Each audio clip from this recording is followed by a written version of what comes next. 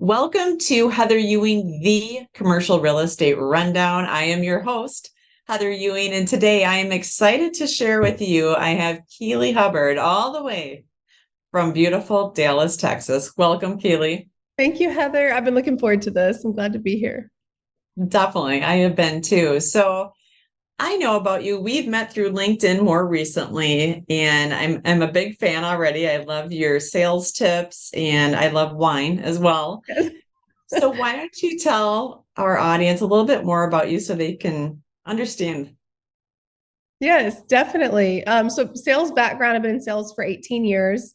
I built a pretty big career in corporate and, thought that my goal was to reach the top of the mountain. And I got there and I didn't really like the view. So I decided that it was time to go and do my own thing. And I started my own coaching and consulting firm. And I work with a lot of different business owners. If having a sales conversation to close the deal is what's required in your business, that is my wheelhouse, especially people that know they need to sell, to generate revenue, but they hate it.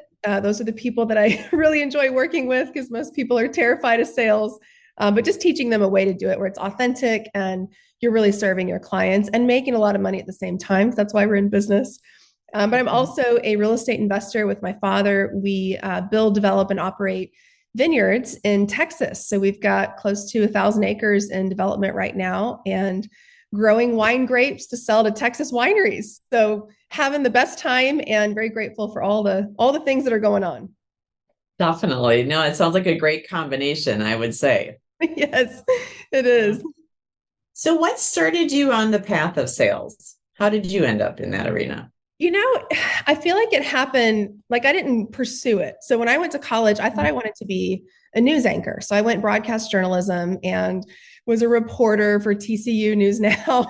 And when I heard that you had to start out in a very small town in the middle of the night, making like $30,000 a year, I was like, I don't think I want to do this anymore. So I switched my career and I didn't really know what I wanted. I just did communication studies and found my way into a sales role at a country club and doing events, right? Big golf tournaments and charity events and weddings. Yeah. Really enjoyed it and but got into high ticket sales when my family bought a franchise in Austin, Texas. And so it's kind of thrown into the fire at that point to really figure out what I was capable of and just really honed my skills there. Eventually became VP of sales for that company and had 600 salespeople and just a ton of experience. Loved it. And but I really learned that I was good at coaching it and teaching it too. And I think that's where the real fulfillment and joy came from. Right. Well, 600, that is a sizable group to have under you. Yes. So if you don't mind me asking, so what age were you when you had all of that responsibility? I was 29. Yeah, it was it was a wild ride how it all happened, but I bet. salespeople are pretty ornery. So it was it was interesting. I think HR departments are the most wary of salespeople in general, but we had a lot of Exactly. fun. We had a lot of It's a wide range, right? fun. Yeah, definitely. So what would you say, having that experience under your belt, what are some of the resources that really helped you to get up to speed in a very quick, short amount of time, and also overcome the hurdles of age, right? Yeah. Because there's definitely nuances and stereotypes and things of that nature. So what would you say were some of the tools that helped you get there? Yes, I love that. I didn't come on board into the company as VP. I came in as sales trainer and basically took what I had built in our franchise and they wanted to roll it out to the entire company. And so I was able to grow the company from 40 million a year to 220 million a year over a period of 4 years, which is where all these salespeople came from and growing, expanding teams and all those amazing things. Right. But I didn't know when I first started that I could teach it. Like I knew it worked for me. I knew what my sales process was and my style, but I wasn't sure that I could coach it. And so it Right. was really an exercise in figuring out, okay, how do you take what you do and put it into a format where other people can understand it and have confidence that they can execute it as well? I carried my sales Mhm. coach from when I hired him when I was selling in the franchise for my family. And he followed me into my corporate career and eventually became my executive coach. And coaching for me is huge. Like I rehired him back in January, all these years later, That's because I just he's amazing and has so many talents. And I've got multiple coaches myself. And so I Mm-hmm. truly believe you need that for people to show you your blind spots. I took a lot of assessments. He was a big believer in assessments. When I was on that trajectory for vice president, he was like, we need to start Right. doing some skill assessments, because I'd never hired director level positions before. It was all these things that I didn't know how to do. And so I'm grateful for coaches. I think that's my number one resource for expanding and the success trajectory. And kudos to you. That's a great awareness, because what I've noticed, and I'll admit in the past, it was kind of like you try to muscle through everything on your own and, dig in deep and all of this. And you think about it, all of the successful people of history, of current and future forward, they all have coaches, and it makes sense to illustrate your point of we all have blind spots. We all need to be around, if you want to say, that upgraded vision, the energy, and to really keep us moving and call us on the BS when we're in that headspace too, right? Yes, he's really good at that. His go-to line is, Keeley, how do I tell you something that you don't want to hear, and you're probably going to be mad at me for it, but we're still friends at the end? And I'm always like, just say it. Like, what Exactly. is it, right? Like, what are my blind spots? So I appreciate the Lay it out. directness. Yeah. I'm the same way too, because it's like you might as well get to the heart of the matter, to your point, so you can wash it out and, perform at a higher levels. So that Exactly. is big. What do you find for mindset, right? You've got a great coaches in other arenas, things of that nature. How do you keep your mindset focused, clear, and really performing at such a high level as you've illustrated? Well, not perfect. I definitely have my days.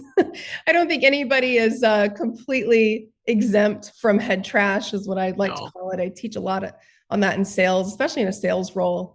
You can know all the Hmm. strategy, but to be able to really execute it, it's what's going on between your ears and what you believe to be true about yourself, about the economy, about your business, about what's possible, about your clients, about prospects. Like, all those things play into your ability to execute strategies. And so I do a lot of work just the personal growth journey. I've done so many Tony Robbins events, Joe Dispenza. Yes. I study a lot Yeah. of that stuff. I know that this brain of ours is very powerful, but it's also can be very detrimental if left to its own devices. That reptilian brain that is the default, goes into survival mode. What's missing? Not enough time, not enough money, Right. not enough clients.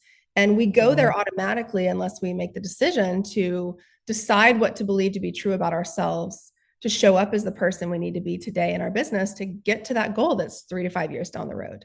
So it Yeah. is a daily practice for me of, what do I need? Who do I need to be today to Which get to is that goal down the road?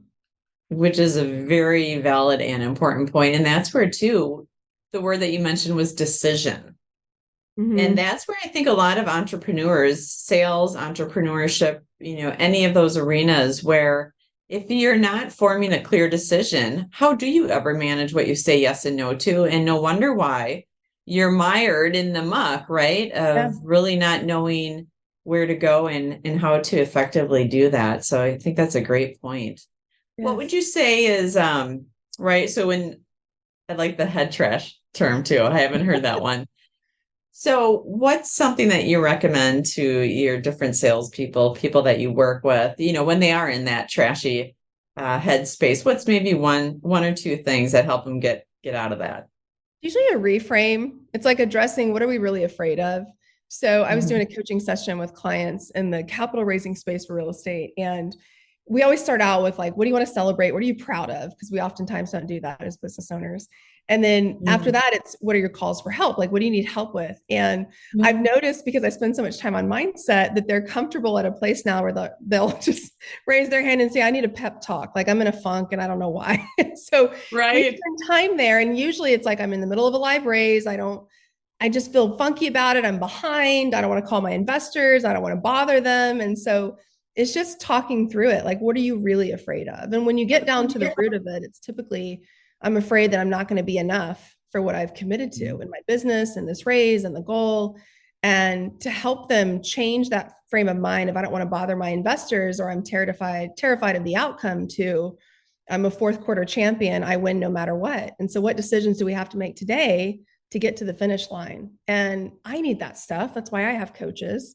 But it's Yeah. usually just, it's that reptilian brain of ours that's just trying to warn us of danger. And so it's like, hey, I appreciate you. I actually named my inner bully Barbara. I know that sounds crazy, but call her Barb, I don't even know why. Exactly. Which I actually have a client now, and her name's Barbara, and she's the sweetest woman ever. And so I need to tell her That's that. I'm great. like, it has nothing to do with you. But I named her Barb. I'm like, listen, Barb, I appreciate you trying to protect me, but we're going this way today. So get in the back seat. You're not the one making decisions today. So I think it's acknowledging it and just saying, oh, okay, it's just trying to protect me. But I still have to take action despite the fear. Right. Action's a big, big part of it. And I think too, to your point of knowledge is key.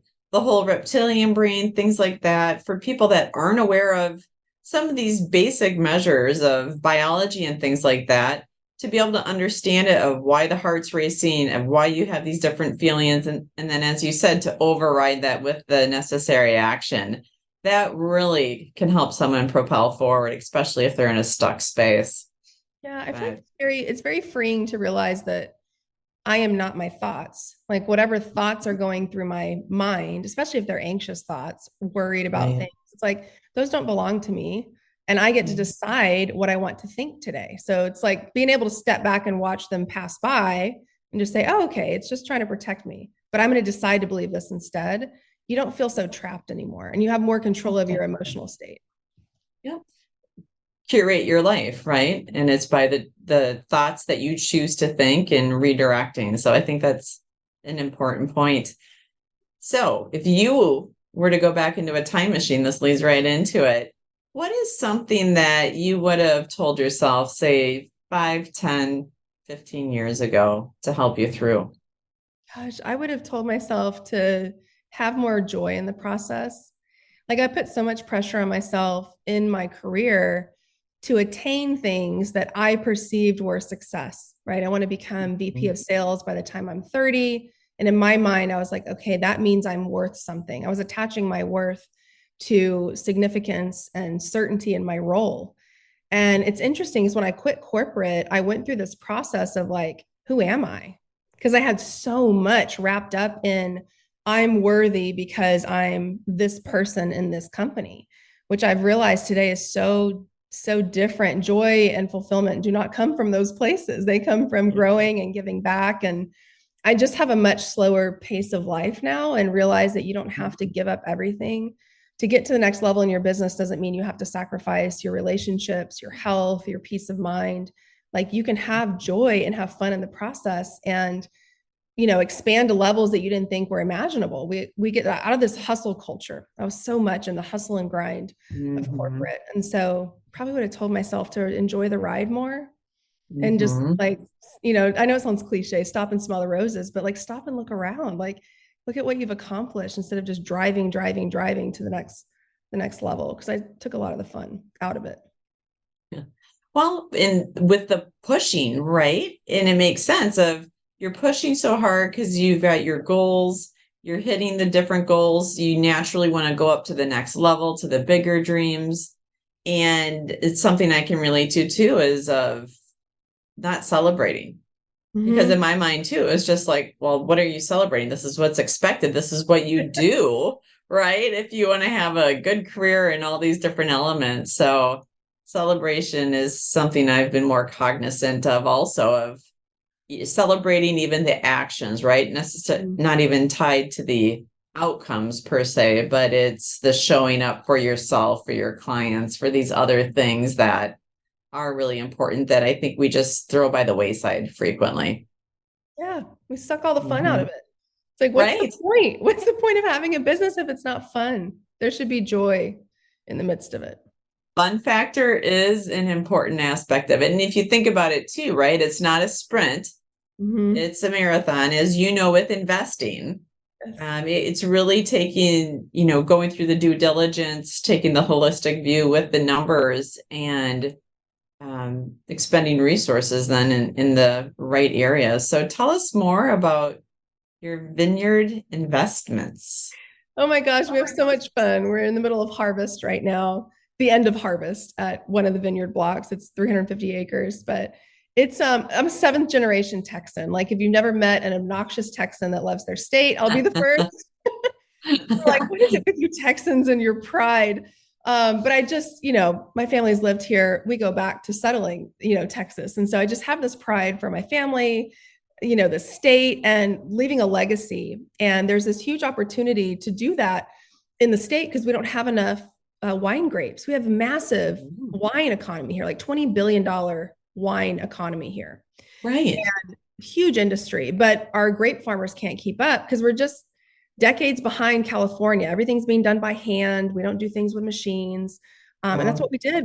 Our partners brought machines in about 8 years ago and kind of took California methodology, brought it to Texas, and then brought us on board to help expand it. So we'll be the biggest vineyard operator in the state of Texas in about 2 years. And that's wonderful. It's so exciting. Like investors love it. I've met the most wonderful people. It's hard to describe, but there's something spiritual about a vineyard, just standing in the midst of like 300 acres and all of these grapes and you can walk down each row and taste different varietals. And it's just incredible. It's probably the most fun investment we've ever done. It would be really neat. I mean, it's definitely a heartfelt and also a creative endeavor as well. Yes. So what about mixing some of the different varietals, trying some of that, right? Getting a little more artsy. Some you probably are like, oh, this might have legs, and others have like, okay, we'll leave that alone. Oh yeah, definitely. I mean, that is one of the perks is we have like really great relationships with the wineries and always get cases of our product of where our grapes are going. So that is a good side benefit. That is great, definitely. So as far as your why, right? It's really serving on a broader scale is what it sounds like. Initially in the beginning, it was kind of like you want to make money, which we all do it, right? Especially when we're younger. It's such a big focus. And it seems like over time you find some of the other intrinsic values and also what's important. So share a little bit more with us on your why. It's definitely changed over the years. That's for sure. Right. And, Right. I hired a life coach at one point when I was in corporate and just emotionally spinning, like not happy. Yeah. Why am I not happy? And he kept asking me this question, who are you? And I'd answer it with like, oh, I'm, this in my role and VP of sales. Right. Like, forget about that. Who are you? And then so he just kept stripping these layers. And he really helped me figure out at my core, like what makes me feel fulfilled is inspiring hope and joy in every person that I come across. Like if it's a piece of my story, if it's giving them the confidence that they can do it, whatever it is they're going after or tackling, if it's making them laugh, my family, I think I'm the comedian in my family. My dad and I compete because my dad is like the, token comedian, but I just like to make people laugh and have a good time. And like, I spent so many years sucking the joy out of my own journey that I just want to infuse it into everybody else's. And so I really believe that's my why, is leaving people better. When they leave a conversation with me, they feel inspired, they feel confident, they feel lighthearted, and there's joy in it. Which is a huge benefit. That speaks to people everywhere, because I think, especially in the brokerage and investing, all those different areas, there's high stakes, there's a lot of stress, there's a lot of upside, there's a lot of downside, and humor definitely helps to keep the energy higher, keep it moving forward, keeping people, if you want to say, really in a great mindset. And that's where you're going to come up with those creative problem solving solutions and things of that nature. So kudos to you for making that a priority. That's important. Definitely. So as far as your coaching and things like that, share more of how do you work with people? There's a lot of people that are obviously in sales on both of our LinkedIn, and finding a good coach is not always easy. There's a lot of people that talk that really don't have the numbers to back it up. And so that's one of the things, I really like about you as well, is you're proven, great personality, great connections, a good person, right? Because that does matter. Yes. There's a lot of smart people, but some that you really don't want to, one, be associated with, or two, just different philosophies. So what are some ways that you work with people through your sales coaching?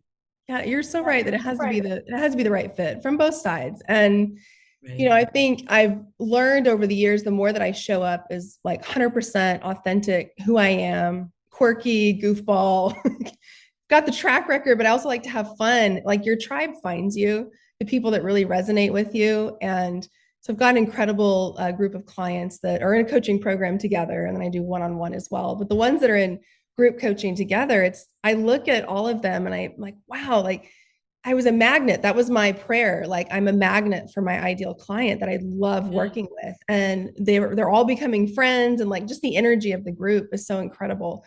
So I do group coaching for capital raising specifically. And then I do sales coaching with corporations, but also individual business owners. So I've coached multifamily mortgage brokers that have closed billions. I've coached cybersecurity salespeople that are doing $1 to $2 million transactions with corporations, interior designers, realtors, architects, like anything that requires a conversation to close a deal. That's my wheelhouse. And people that really want to serve their clients and not just sell for revenue. They've got the bigger vision and the impact of what they want their business to really do for people. Those are my people. That's who I'm looking for.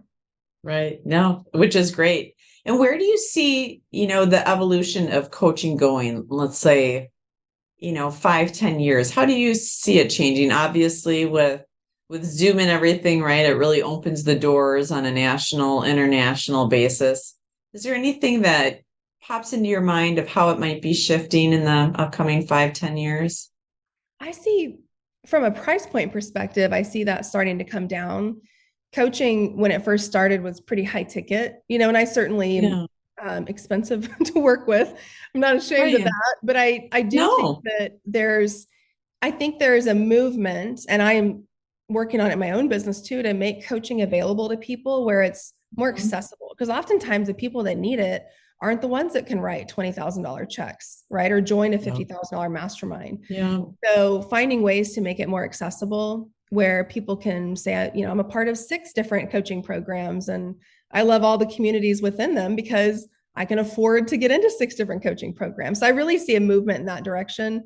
And we're definitely in a coaching culture. There's more and more creators and kind of self-education coming online, which excites me. Like anything you need help with, there's definitely an expert out there that can help you do it. I'm going to tell you a quick story. I was at Kajabi, which is the coaching platform that I use. Brendan Burchard, who's a huge creator, life coach. Yes. I love him. Yes. We were at his conference and they were talking about like how niche people get in coaching. And they had a client that had a multi-million-dollar business. And what they taught was so niche. So you've ever seen the dancing horses at shows where the horses prance around? Okay, well, this person teaches ab exercises for those horses that dance in these competitions. And they're a multi-million-dollar business. So I'm like, that is incredible. That is. Yeah. I mean, I'll admit I'm not even doing ab exercises myself. So horses are apparently the horse. Yes. That is great. Well, Keeley, this is the perfect segue. Go ahead, share with our audience. How do they connect with you for coaching if they have questions on the investment or the coaching? What's the best way to reach you? Just find me, KeeleyHubbard.com. That's all the coaching stuff. Or find me I'm pretty active on LinkedIn, which is how we met. I love that. Love social media for those reasons. Definitely. It's like we have investinvines.com is probably the best place to head over if you're interested in learning more about the vineyards. Perfect. Well, thank you so much for joining me today. And for our audience, as always, look for us next week and now and forward, live fully. Thank you. Thanks, Keeley. Thank you, Heather.